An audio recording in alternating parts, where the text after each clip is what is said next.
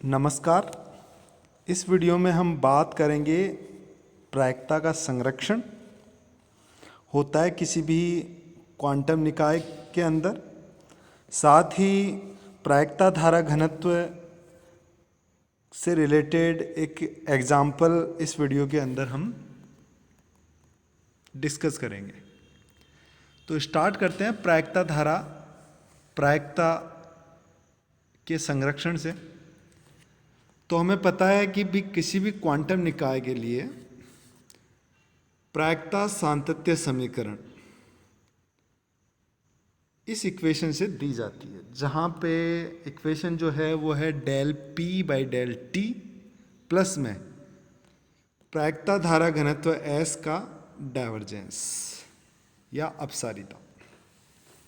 ये जो इक्वेशन है वो कहलाती है प्रायिकता की सातत्यता समीकरण।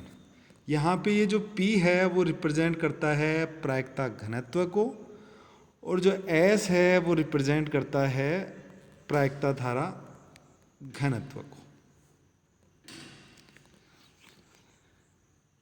ये जो इक्वेशन है वो हमने लास्ट वीडियो में डिस्कस की हुई है। तो ये जो इक्वेशन है इसका दोनों तरफ संपूर्ण आयताकार के लिए आयतन समाकलन करते हैं। तो डेल डॉट एस को दूसरी तरफ ले जाएं और इसका आयतन समाकलन कर दें। अब यहाँ पे आप बोलोगे कि del by del t psi star psi के साथ था, इसको अवकलन से बाहर क्यों नहीं लिया। यहाँ पे ये जो अवकलन है वो वॉल्यूम के ऊपर है, और जो वॉल्यूम होता है, आयतन होता है, उसका समय टी के साथ कोई बदलाव नहीं होगा। इसलिए टी और वी दोनों स्वतंत्र चर हैं, तो इनको एक दूसरे की जगह रिप्लेस किया जा सकता है, मतलब अंदर बाहर किया जा सकता है। समाकलन से डेल बाई डेल टी को हमने बाहर ले लिया है, दोनों तरफ हमने आयतन समाकलन किया है। अब एक गॉस की डाइवर्जेंस प्रमेय है जो क्या करती है, आयतन समाकलन को पृष्ठ समाकलन में या पृष्ठ समाकलन को आयतन समाकलन में परिवर्तित कर देती है। गॉस की डाइवर्जेंस थ्योरम। तो गॉस की डाइवर्जेंस थ्योरम एक बार मैं लिख देता हूँ क्या होती है। किसी भी वेक्टर का, यदि किसी भी वेक्टर के डाइवर्जेंस का हम आयतन समाकलन करें किसी बंद परिबद्ध क्षेत्र के लिए, तो उस परिबद्ध क्षेत्र के चारों तरफ जो पृष्ठ है उसके ऊपर हम उसी वेक्टर का यदि सरफेस इंटीग्रल करते हैं ds, यहाँ पे अब पृष्ठ कौन सा लेंगे भाई, जैसे पृष्ठ समाकलन कर रहे हैं तो पृष्ठ कौन सा लेंगे, वो जो आयतन था उसको घेरने वाला पृष्ठ यहाँ पे हम लेते हैं। तो गॉस की डाइवर्जेंस थ्योरम जो होती है वो आयतन समाकलन को किस में कन्वर्ट कर देती है, पृष्ठ समाकलन के अंदर कन्वर्ट कर देती है। तो ये जो गॉस डाइवर्जेंस थ्योरम है उसका यदि हम उपयोग करें तो ये इक्वेशन जो है वो पृष्ठ समाकलन में परिवर्तित हो जाती है। अब यहाँ पे क्योंकि हमने संपूर्ण आकाश का आयतन समाकलन लिया था, तो संपूर्ण आकाश को घेरने वाला जो पृष्ठ है वो कहाँ पे होगा, अनंत दूरी पे होगा।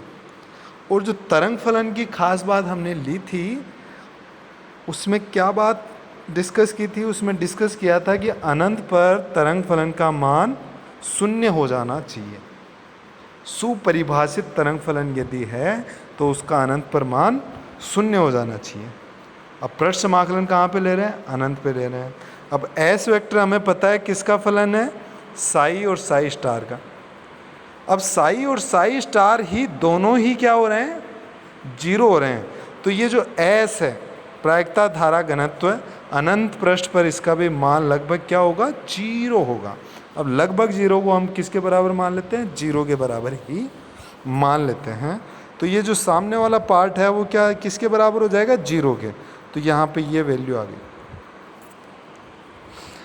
डेल बाई टेल टी आयतन समाकलन साई स्टार और साई का किसके बराबर हो गया, 0 के। अब इसका क्या मीनिंग हो गया, गणितीय दृष्टि से देखें तो इसका 0 होने का मतलब है कि ये जो साई स्टार साई डीवी है इसकी वैल्यू क्या होगी, कांस्टेंट होगी। कोई कांस्टेंट का यदि हम समय के साथ अवकलन करें तो उसकी वैल्यू, या किसी भी वेरिएबल के साथ हम अवकलन करें तो इसकी वैल्यू 0 मिलती है। तो यहाँ से हम बोल सकते हैं कि साई स्टार साई डीवी क्या है, स्थिरांक है, नियत है। तो यहाँ से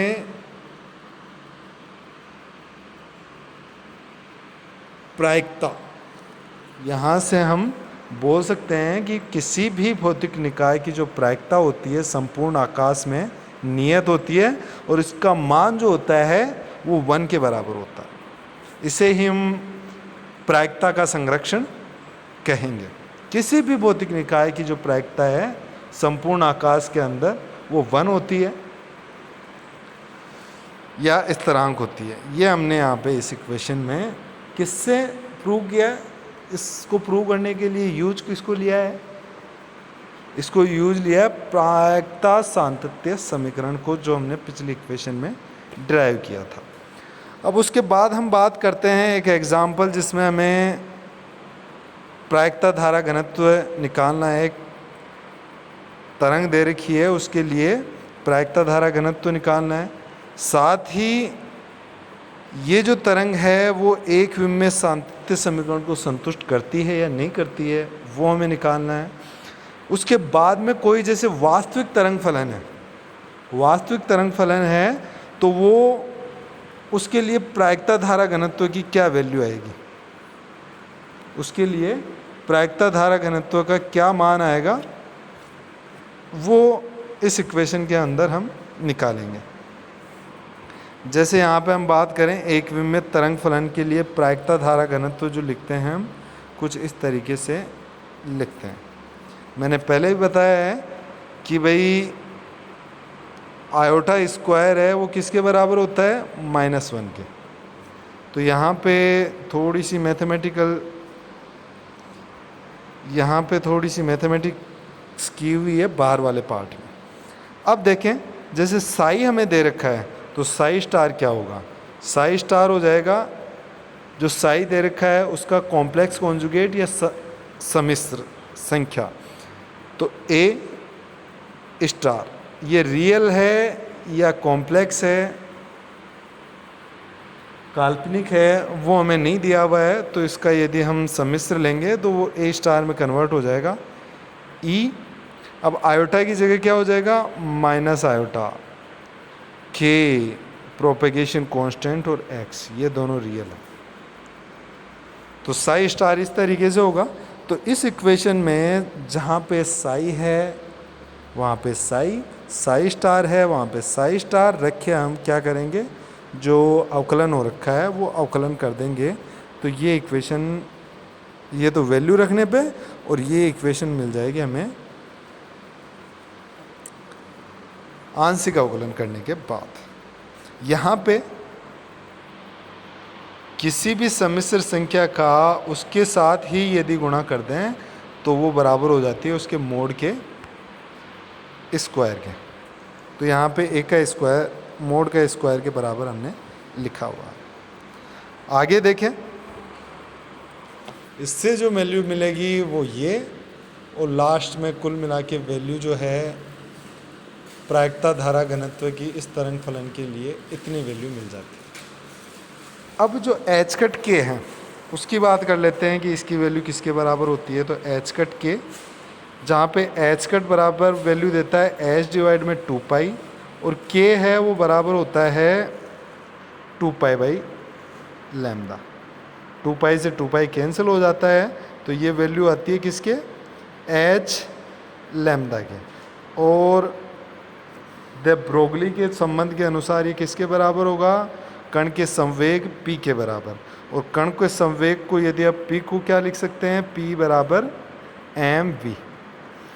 तो एच कट के की जगह पे यदि mv लिख दें तो m से m कैंसिल हो जाएगा, और एच कट के बाई m किसके बराबर हो जाएगा, जो कण हम काम में ले रहे हैं उसके वेग के। तो प्रायिकता धारा घनत्व जो होता है वो तरंग के आयाम के स्क्वायर और कण के वेग के मल्टीप्लिकेशन के बराबर होता है।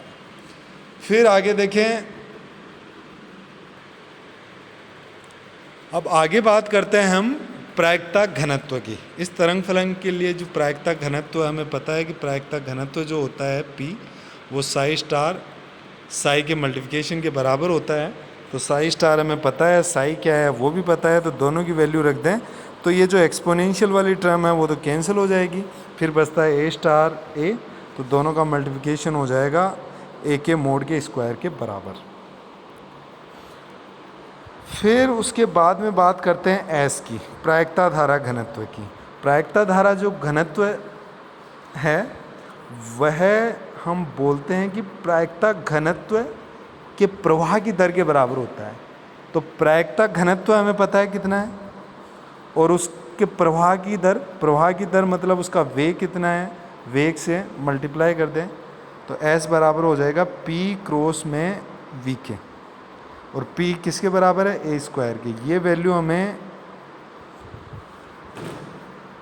पहले मिल चुकी है। यहाँ से हमें जो सांतत्यता का समीकरण है वन डायमेंशनल केस में वो प्रूव होता है कि दोनों केसेस में वैल्यू बराबर मिलती है। उसके बाद में बात करते हैं कोई भी जैसे वास्तविक फलन है तो उसके लिए प्रायिकता धारा घनत्व का मान कितना होता है। वास्तविक मतलब वो कॉम्प्लेक्स नहीं है, रियल है।